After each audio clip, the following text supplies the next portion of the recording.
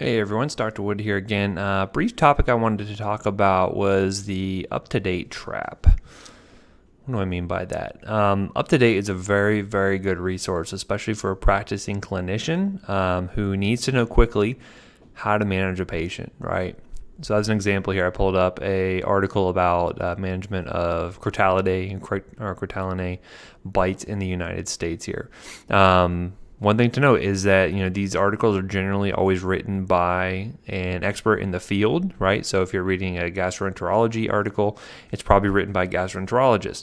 Here we see that this author is written by Stephen Seifert. He is actually a very well-known toxicologist, works out in the Midwest. You can actually click on their name, get more details about them. You can see here, professor of emergency medicine, University of New Mexico.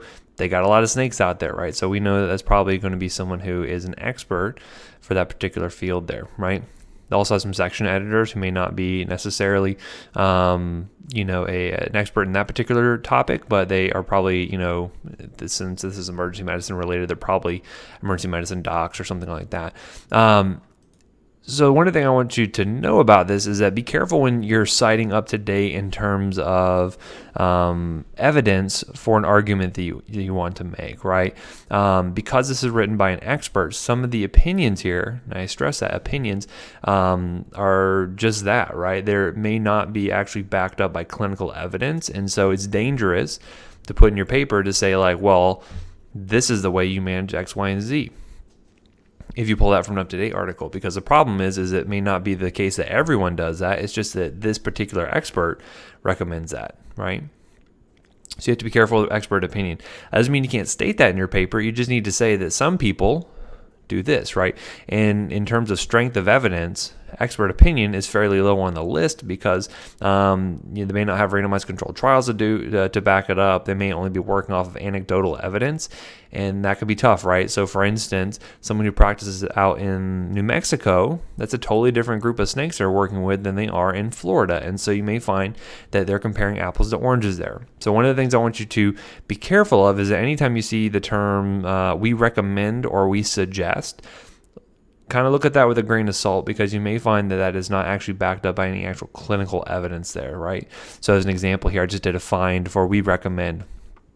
We recommend that patients with Crotalinae bites with moderate to severe toxicity or bites that present, blah, blah, blah, receive FAB therapy, right? Now, this seems like a no-brainer because, of course, people who get bitten by snakes get antivenom by Crotalinae here, as you can see. Something that maybe even a little less... or a little bit more suspect here would be we suggest, right?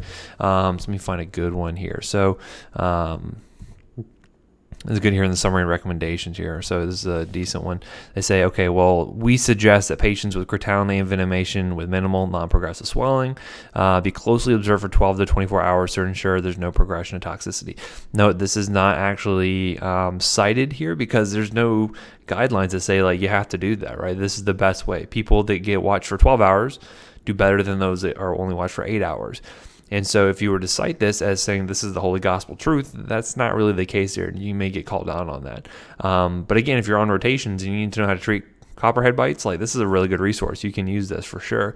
Just be careful when you're using it as a piece of evidence. What I suggest though is that they do cite something here, go down to the references, and because this is where you're going to find more higher strength articles, things that actually have a little bit more credence behind it.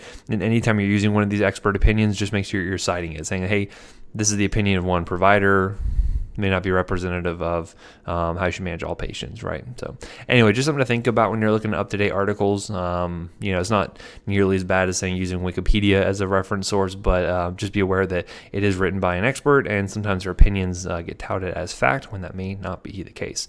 If you have any questions, let me know, and I'll talk to you next time. Thanks a lot, and bye.